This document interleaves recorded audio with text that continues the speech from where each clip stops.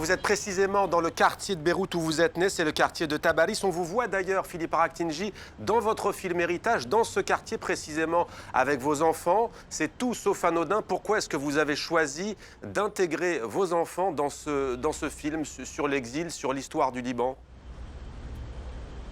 Tout simple pour plusieurs raisons. D'abord, on n'a pas au Liban de livre d'histoire. On n'enseigne plus l'histoire à l'école.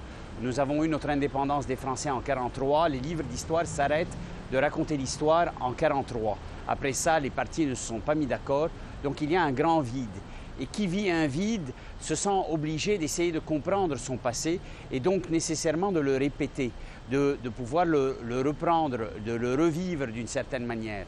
Au lieu de faire revivre à mes enfants, au lieu de leur donner un héritage vide, c'est-à-dire sans leur raconter leur passé, j'ai pensé qu'il était préférable de le leur donner, de le leur raconter, afin qu'ils n'aient pas à le répéter nécessairement, au moins qu'ils en prennent ce qu'ils veulent, qu'ils décident de répéter ce qu'ils veulent ou de choisir ce qu'ils veulent. Et c'est un acte, d'une certaine manière, qui a été encouragé par tous les psychologues que j'ai vus avant de faire ce film, parce qu'il est nécessaire, je pense, de transmettre. Tout ce qui n'est pas dit va être transmis en tous les cas. Les enfants sentent le passé de leurs parents, ils sentent les blessures. Il faut raconter, mais il ne faut jamais raconter de façon directe.